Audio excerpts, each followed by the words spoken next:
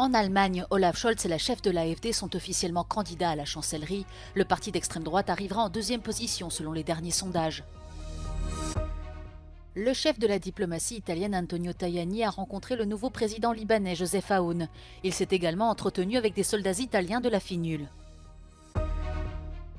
À quelques jours de la fin de son mandat, Joe Biden prolonge le statut temporaire de 800 000 migrants. Ce programme a souvent été attaqué par Donald Trump. La co-dirigeante de l'Alternative für Deutschland a été officiellement élue candidate à la chancellerie lors d'un congrès de son parti de 2 jours à Riesa.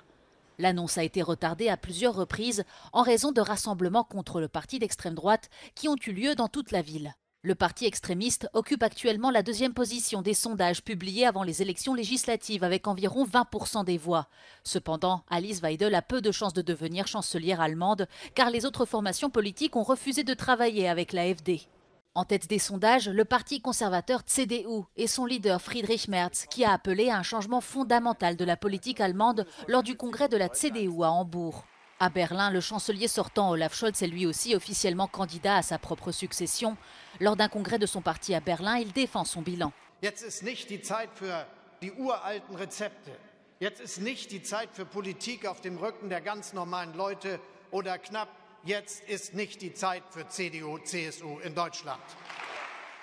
Après l'effondrement de la coalition d'Olaf Scholz en novembre dernier, les sondages montrent que les intentions de vote pour son parti se situent autour des 14 à 17%.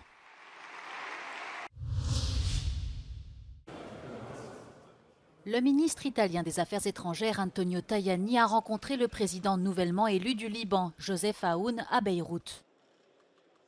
Au cours de leur entretien, Antonio Tajani a salué le leadership de Joseph Aoun, déclarant qu'un président doté d'une personnalité très influente contribuerait à ramener la paix dans la région.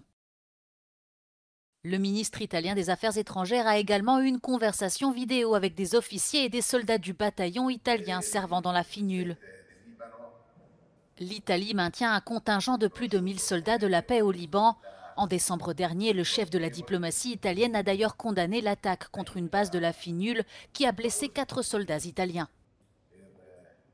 Cette visite de Tajani au Liban intervient le jour même où il a rencontré le nouvel homme fort de Syrie, Ahmed al-Shara, à Damas, pour coordonner diverses initiatives post-Assad selon le service diplomatique italien.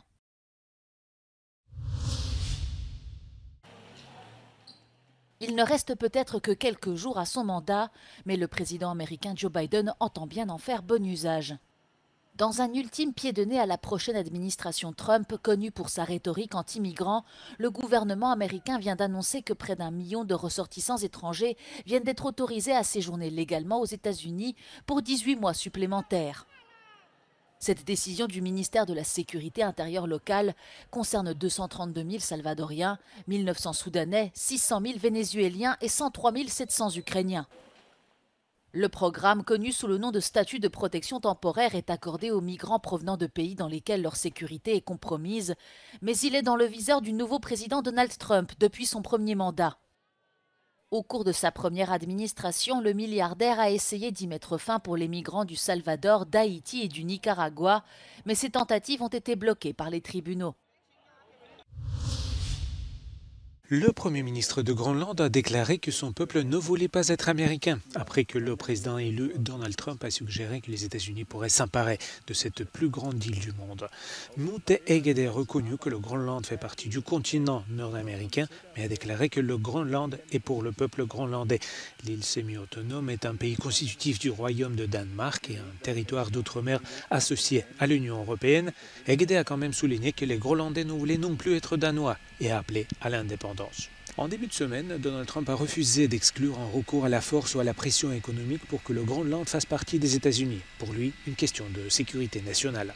Ces commentaires ont suscité l'inquiétude au Danemark et dans toute l'Europe. Les États-Unis sont un allié de l'UE et un pays membre majeur de l'OTAN. De nombreux Européens ont été choqués qu'un nouveau dirigeant américain puisse envisager de recourir à la force contre un allié. La première ministre danoise, Mette Frederiksen, a déclaré que le Groenland appartient aux Groenlandais.